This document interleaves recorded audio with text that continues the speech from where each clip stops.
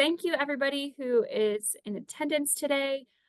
This is our lunch and learn on the Reaching Teens training that Christina and Jill at WellRoot, our leads for Resilient North Georgia, have worked on creating, and they're going to tell us a little bit more about the training and just how things are going. And we're really excited to share this. And as always, this will be recorded and put on our website. So please feel free to share this out with your teams that weren't able to make it today.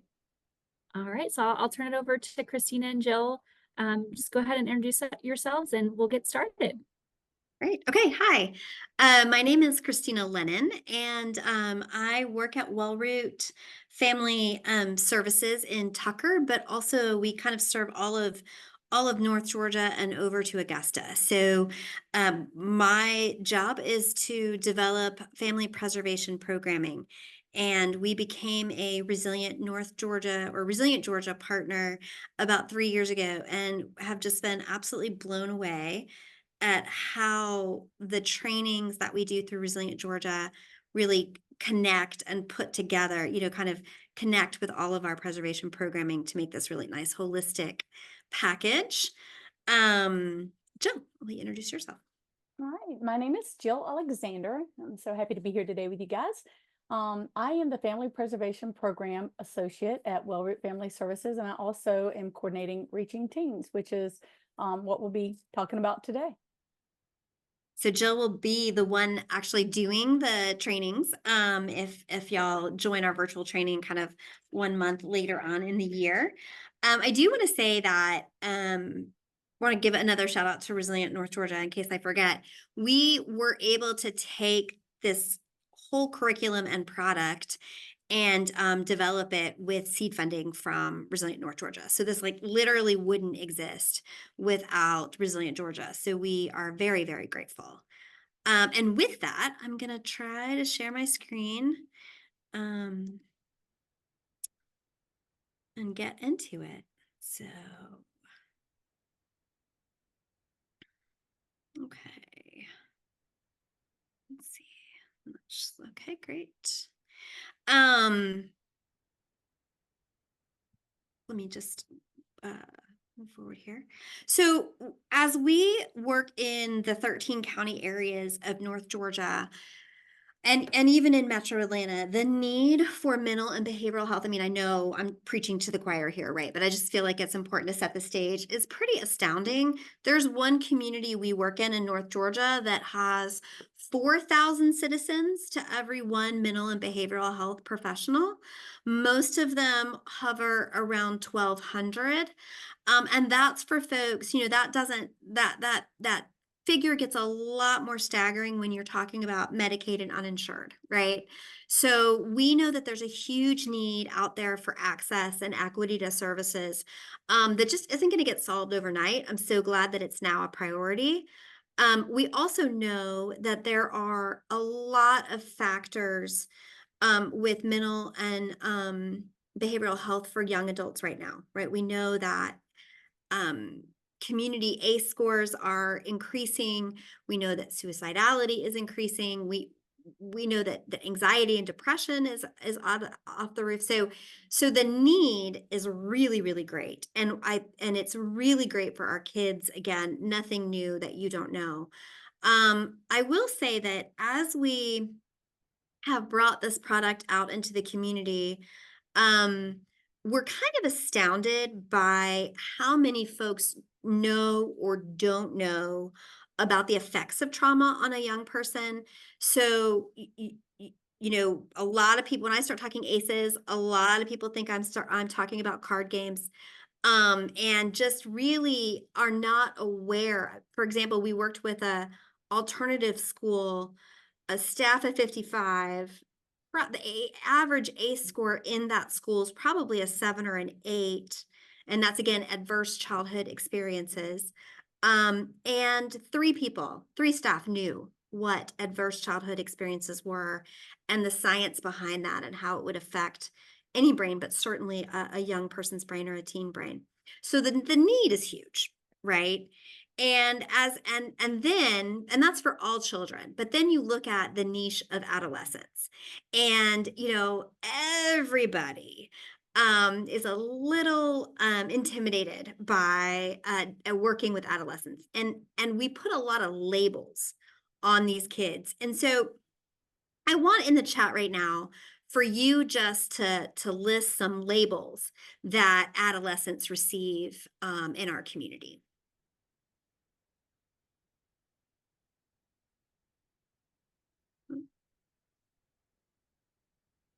Angsty,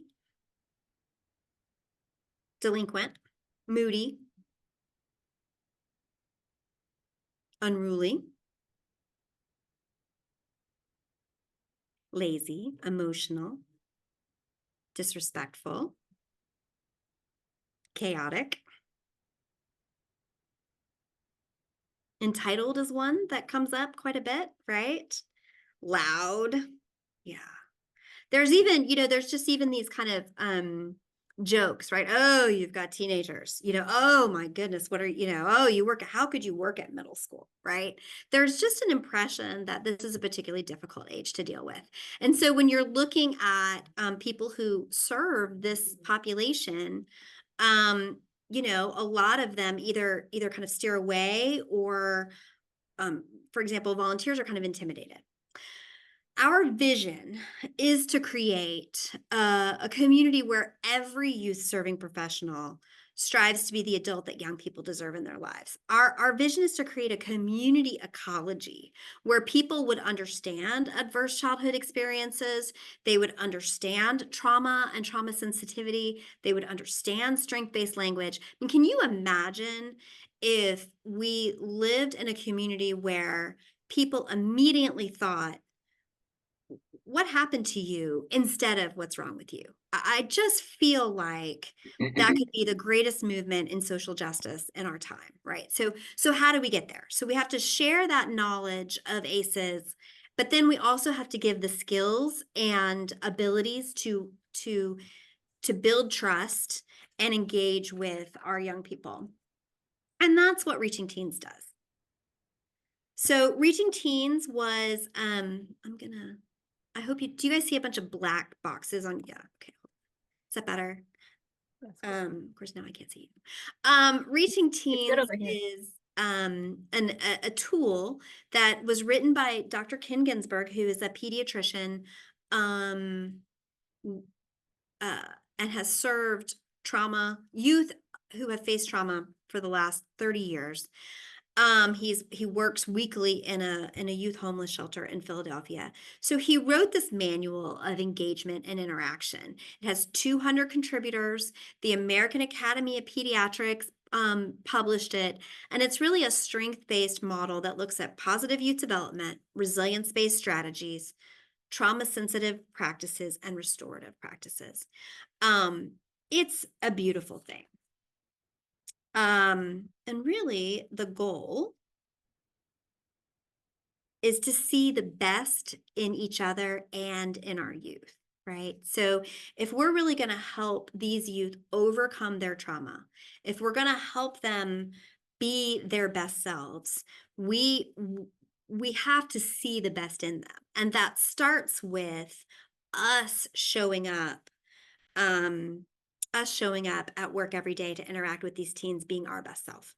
So while, I think there's a misnomer or a mistake that people think that they're going to come to this training or read this book and they're going to understand how to deal with difficult kids. No, we're going to start with, how do you show up, right? So this quickly becomes about you and what you need to be to see the best in our youth, right?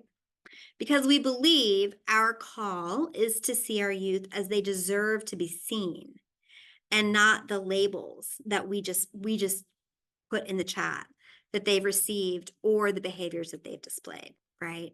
So that's really the heart of Reaching Teens. Everything that I talk about is going to come back to these two really important points.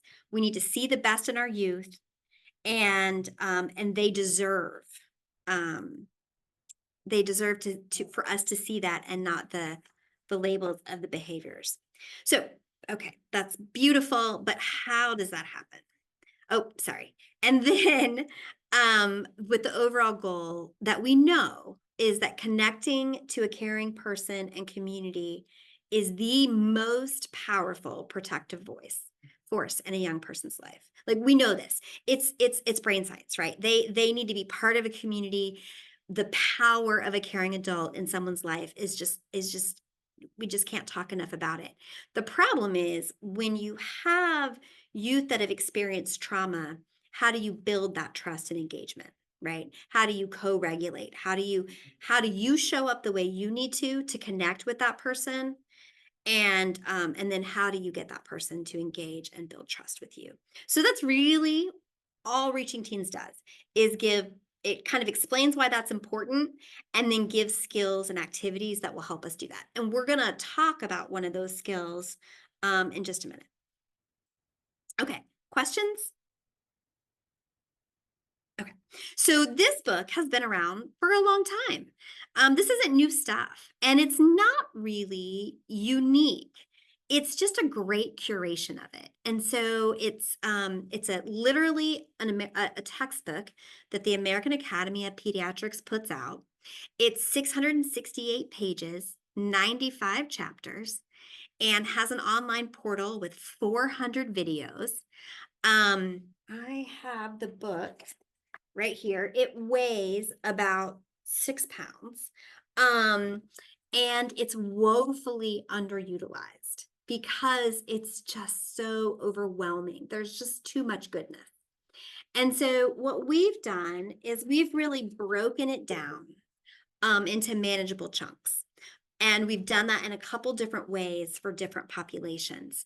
But that's really all we're doing, is we're looking at these 4 things: trauma sensitivity, restorative practices, resilience, and positive youth development.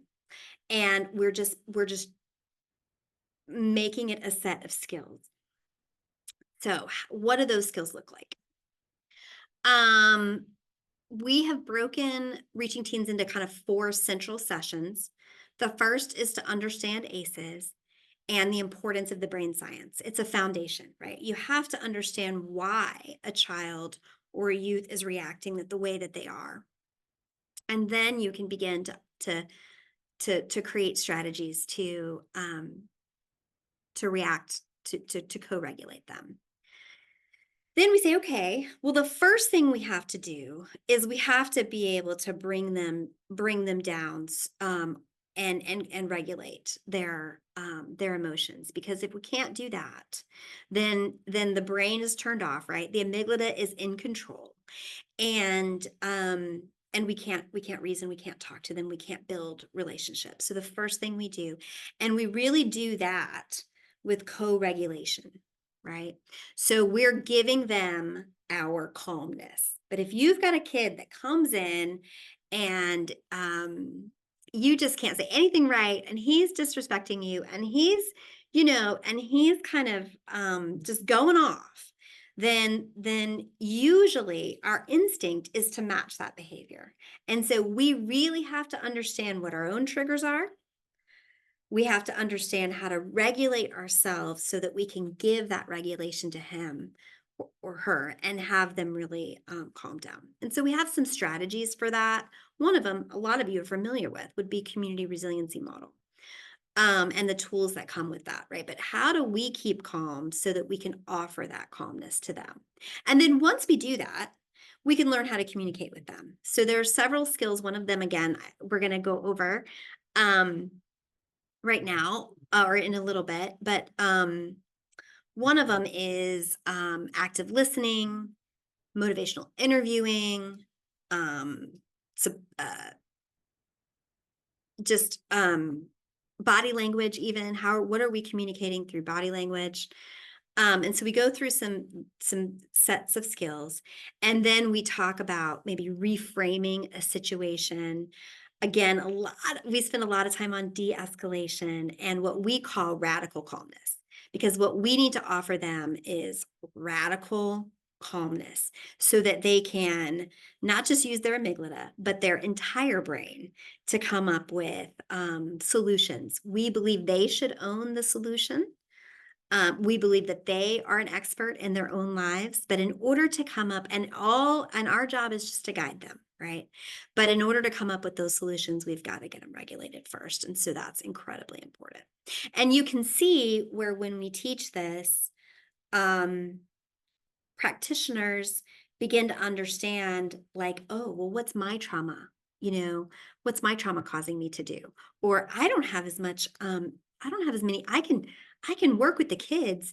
It's the parents that I have a lot of trouble with, right? And so it's like, well, it's the same principle. You're probably not able to engage with those parents because of the trauma. And so let's back up and talk about what trauma they may have had and how that's affecting their approach with you, right? So we do all of this, I'll talk about it a little bit, but we do all of this virtually or for organizations in person. There's 3 different ways. So we do standard sessions. Those are virtual. We'll talk about those in a little while. They're every month. We have one tomorrow. We're very excited. We have 155 people registered for it. So you can't come tomorrow, but you could sign up for a future date, and I have those. And we offer CEU credits for that. It's a 6-hour training. And Jill is the one that delivers those. And then we have customized delivery.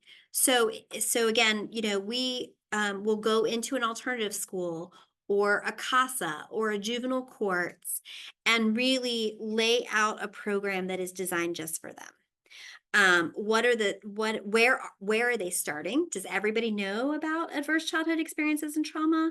Or is that a message we need to start with? And then really looking at the skill building sessions they need.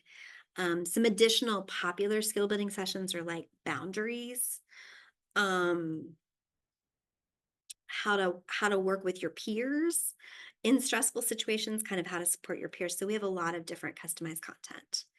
And then that content we can go even deeper. So 95 chapters, right? And so we start with the basics, and then we can take those skill buildings as deep as we need. Usually the first year, if we're doing a custom implementation, is learning the material. And then the second year is figuring out how to penetrate the organization with this. How does it show up in the organization's campus, right? Is this a Reaching Teens building? Does it feel welcoming? We kind of do an audit to a young person coming in the door. Does it show up in supervision where there's times of reflection on learning the skills? So there's a lot of customization that can happen. Okay, this is a little bit of the same, but it shows you some of the individual skills, reframing, assessing what the stress is, decision trees and decision ladders, all of those sorts of things. So now, I guess, I want to show you this one activity. Jill, before I do this, do you have anything you want to add about the trainings themselves? Just that we are able to, if you're an organization that serves mentors or you have people in your organization who volunteer, we can do those trainings for you. We can also, you're always welcome to join in on any of our virtual trainings. And even though we are geared toward professionals, anyone's always welcome. If you have teenagers, or if you serve teenagers, or the people that you work with serve teenagers, we'd love to have you on those. I think you'll see that during our virtual trainings that we offer a lot of opportunities to skill build and to practice. So it's a great opportunity, not just to hear it, but also to like really engage with the activity so that you are better able to replicate that in real life. Great, thank you. Anybody have any questions before we move on about the actual model? Okay, we're just gonna keep rocking and rolling then. This is just one skill of many, but it's a pretty That's a pretty I did fast and have a easy one quick to pick up. question. Oh yeah, sorry. Great, Shay. I'm Hello. Now, this is really about the registration. You said you had 150 participants. Like, how did you register, and how did how did you get the participants? Yeah. It's, Shay, this is sticky stuff. We we did not set out to create a model of care. Right.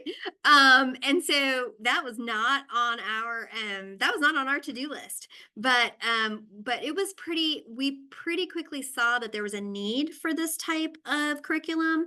And so we've gotten those participants just by sending out emails and word of mouth, really, honestly. We're not doing a whole lot, and it just feels like people need this stuff, and so they're seeking it out. The fact that Resilient Georgia is sponsoring it, and so it's a no-cost training, is also super helpful, right? So but we're getting people from all over the state, and even people from other states that are hearing about it. Okay, so let's talk about heart, belly, head, hands. I think I'm preaching to the choir, and I think you all know the importance of this work, right? And we can know how a child reacts. We can know we need to regulate them. We can know we don't want to lecture at them. We can know we need to use cold language, but then how do you actually do it in the moment, right? And so our ability to really listen to them and for them to feel heard is incredibly important in building trust. And this is just a simple thing to keep in your mind that that anybody can do, right? So, and it's, we teach our teachers this at the schools that we work in. It's called heart, belly, head, hands. And it's just a way for you to remember, heart, belly, head, hands, right? And so when a young person comes to you and you've either heard something or they want to share something with you, and it's something that is concerning. It's something that may have to do with their safety, or it's a problem that they're in distress. It's a problem that they're trying to solve. The last thing we want to do is go, what? You thought that vaping would be the answer? That's kind of the last thing that we want to do. And so what we want to do is, first, we want to use our heart, and we want to reflect that we heard them and that we care about them.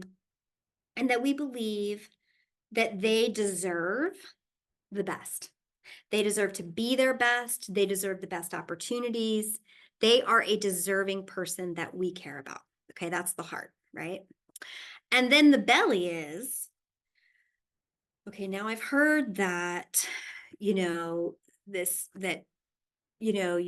maybe got into a car and drove while intoxicated, or, that you were a member of a gang, or, kind of whatever those situations are.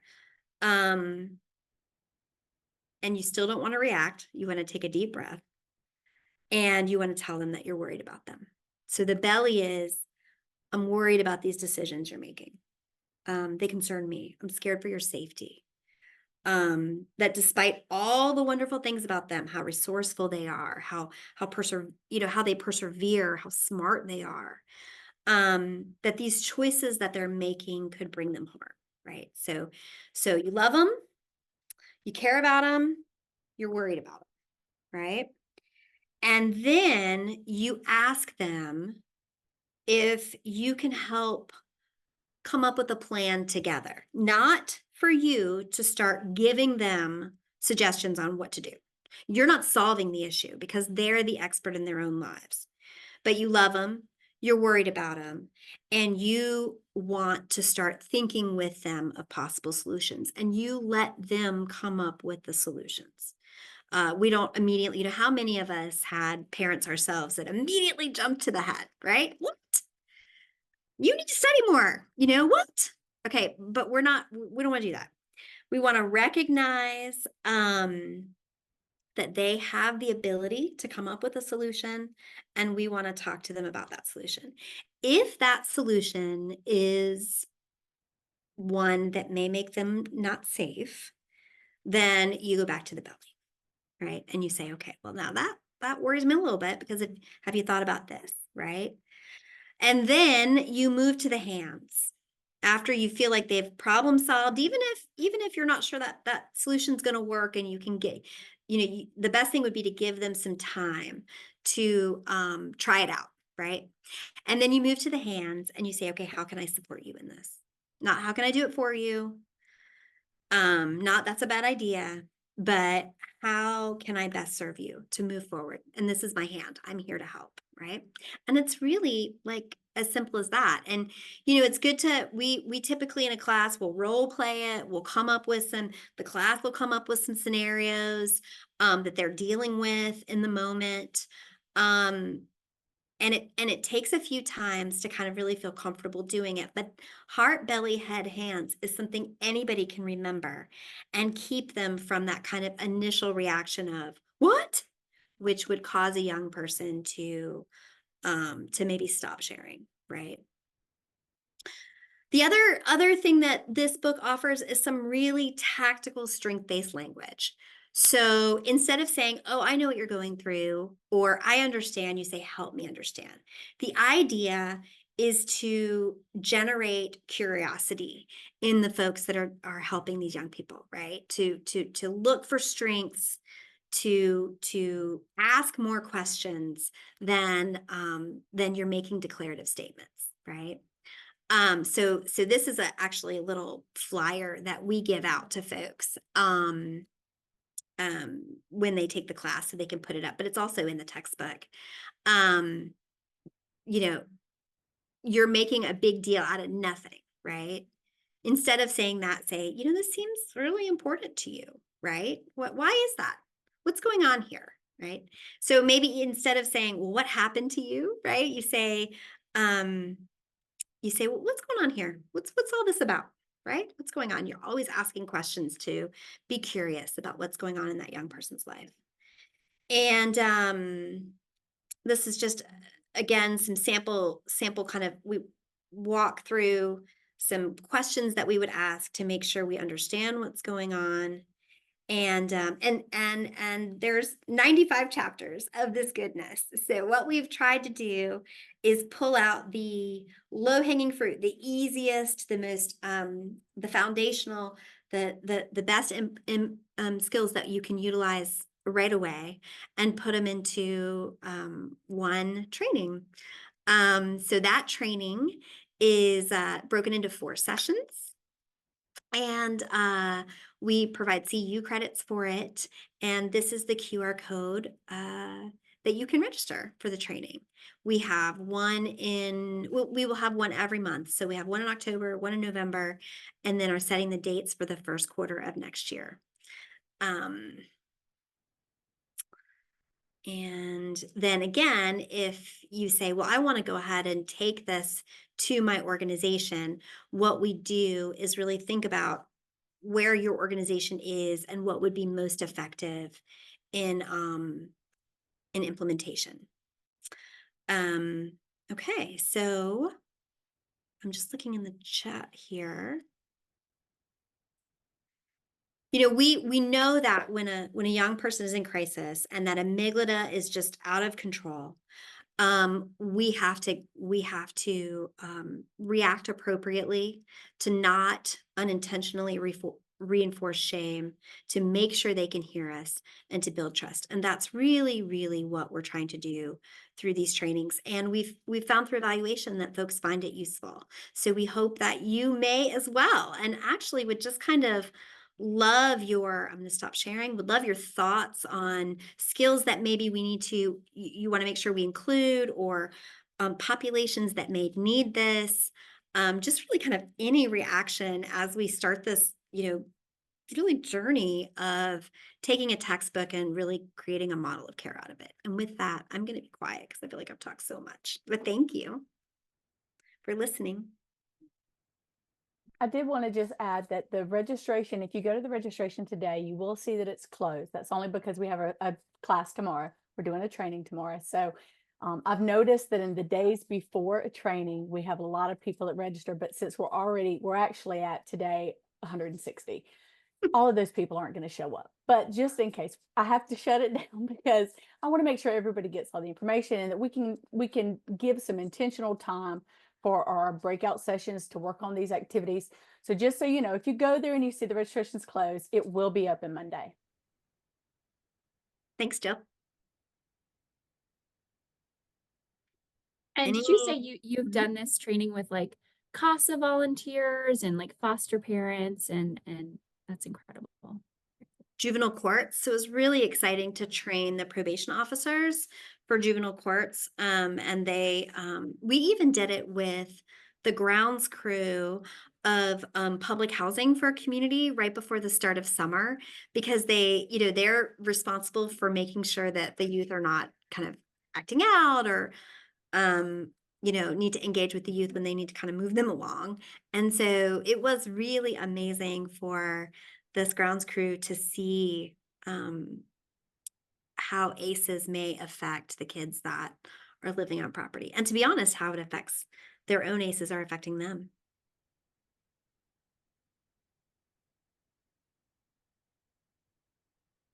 So the training you're doing tomorrow, is it just 1.5 hours, or it is a whole 6 hour? We do the whole, that's a good question, Julie. Thank you. We do the whole 6 hours every month.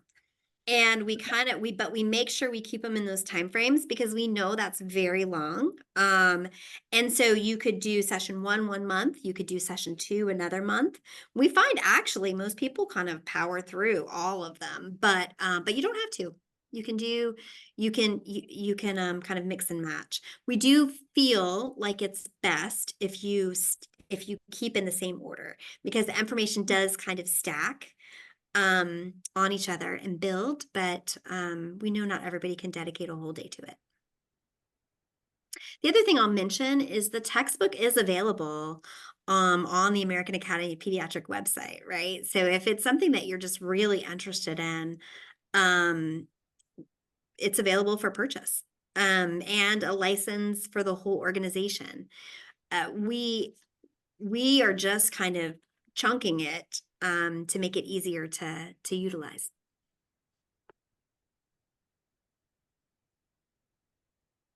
Any other questions or comments for Christina and Jill?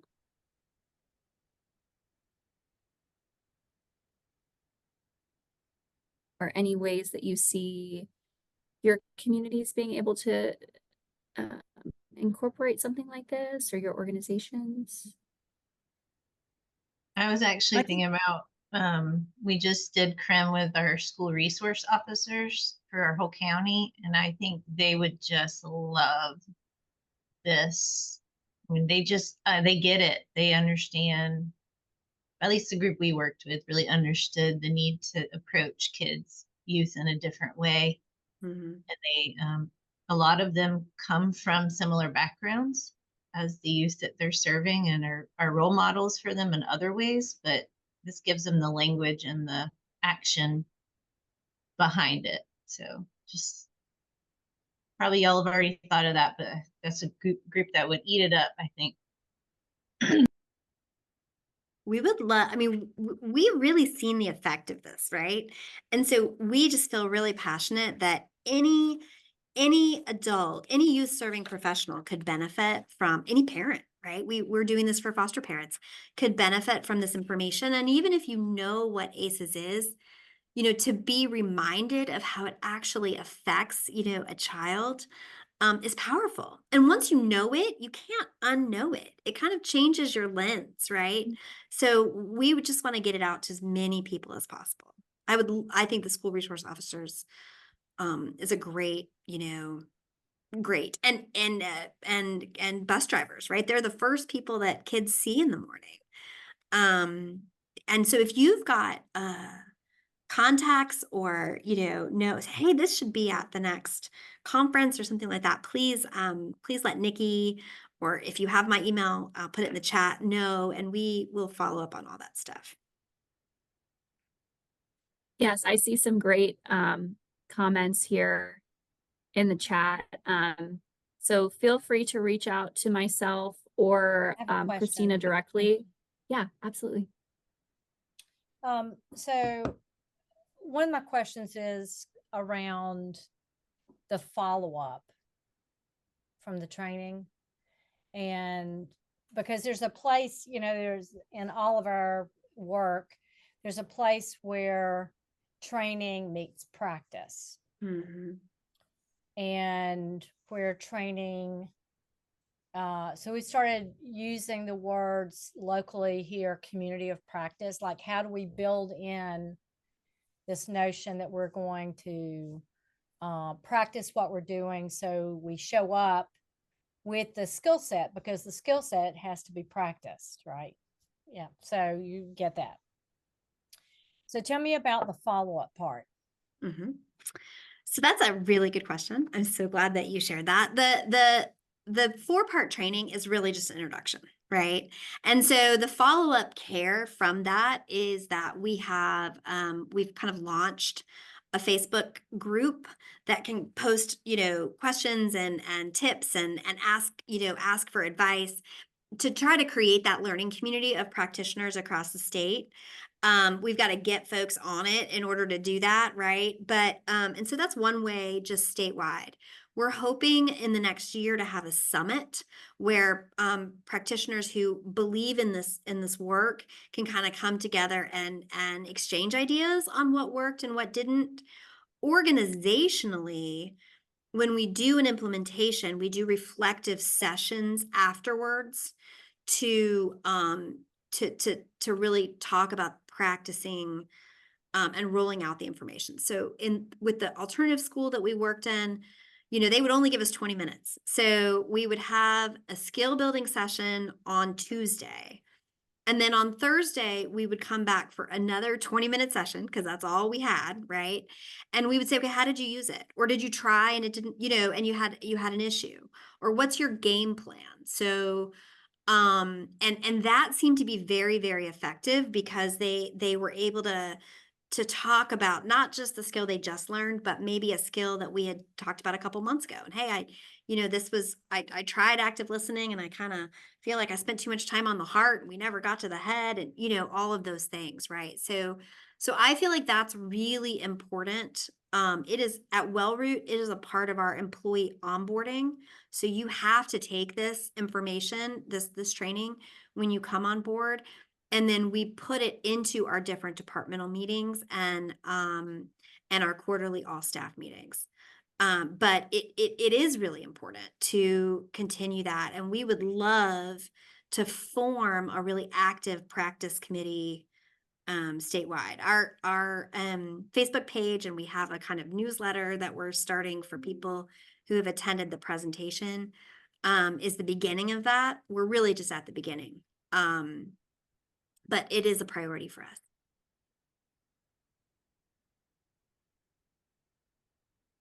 Thank If you you. have ideas, we would also love them.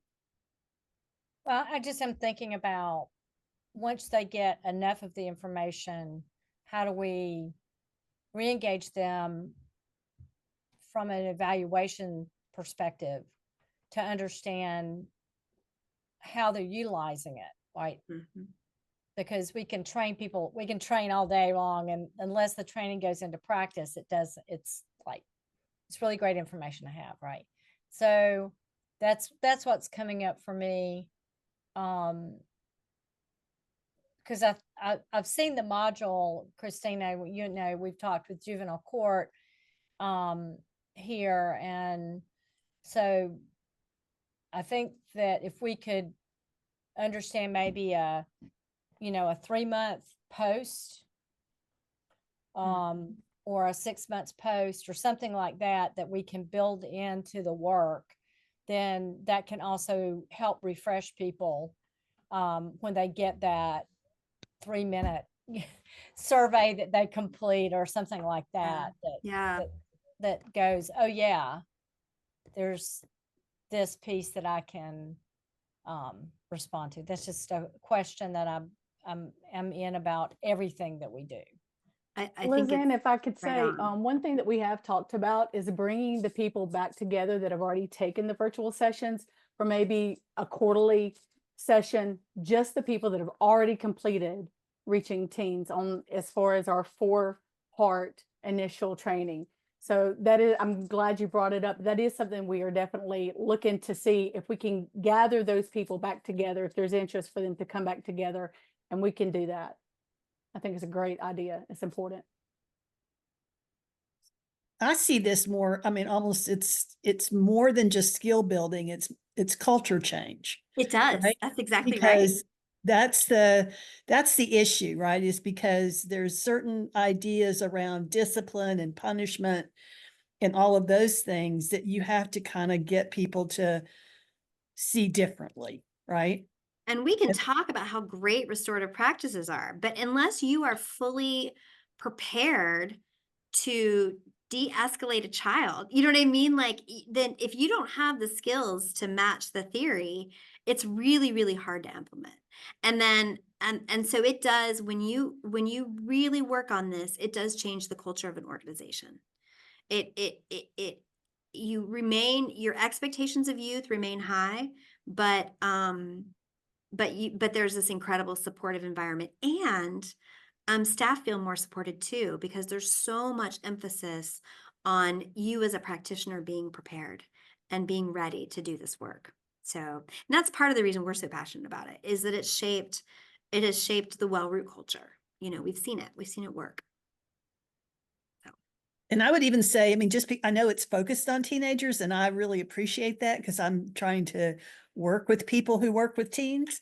But it seems like to me, I mean, it applies to everybody. It's a universal thing. It's not just teenagers. So, because a lot of people I could see saying, well, I don't work with teens, so it's not something that I would be interested in. We've But tossed that around a lot, right? Because yeah, it helps me with my extended family quite a bit, right?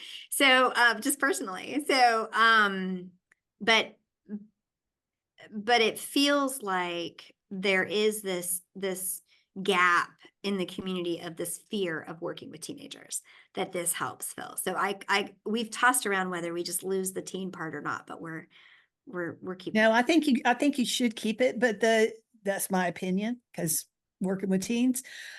But yeah, I see a lot of people like giving up. I mean, they give up working with teens because it's so hard, right? I mean, I've been doing it for 20 years now and it's still hard. And I mean, you know, sometimes it's like the other night we had a situation where I found myself being triggered by something, and I barely caught myself because I was getting ready to say something that I shouldn't have said. And so I mean, it's difficult, right? When you're with a big group of people and one kid is doing something that's causing, you know, a disruptive thing for the whole group. Yeah. It's hard to deal with that. So thank you for this. I appreciate it. And very it's much. iterative, right? You're not all of a sudden good at it. You have to, Right. you have to make little shifts. So to Lizanne's point. Yeah. I was with our public school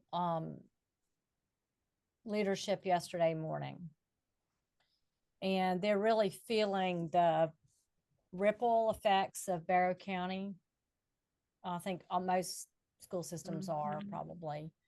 And there was a large part of the discussion around the secondary trauma that teachers experience. And I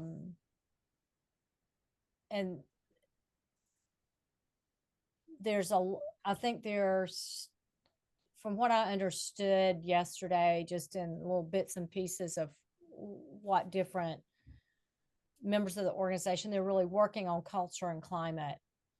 And so there's a part of this that, to Julie's point, it's a chicken and the egg. Because the practice also informs the climate, and the climate also informs the practice. And so one of the chief academic officer, big guy, really big, strong guy, says yesterday, we've got to learn how to care for our teachers in a different way. And not just think that they'll get over it Yeah. because they're not getting over it. And so if like there's a piece of fear in this that I'm wondering about as you start to think about approaching different populations of people, predominantly female teachers, there's a part of fear that we've got to, I think we've got to name it and really claim it, and then Mhm. do something about it to help teachers really get to that place of the reaction isn't always to kick a child out of school, Right. even when you're scared. Well, and checking in with each other, right? And then allowing each other a lot more grace to Yeah. not be okay, right? Right. And so that you it's can okay to not be be, okay. yeah, Yeah. you can be the person you need to be with that young person, and I don't think we do a great job of that either. So it's I appreciate those comments, Lizanne. It's a complex thing. Well, thank you so much, Christina and Jill. I want to be mindful of everybody's time. Thank you for joining us for your lunch hour for another amazing lunch and learn. And I really appreciated everybody's insights and conversation during this discussion. So thank you. We'll be sharing out the recording as well as the information on reaching teens in the next memo. So stay tuned for that. And I hope everybody has a great rest of your week. Thank you for having us. Thank you very much. Thank you, Thanks, everybody. Jill and Christina. Take care.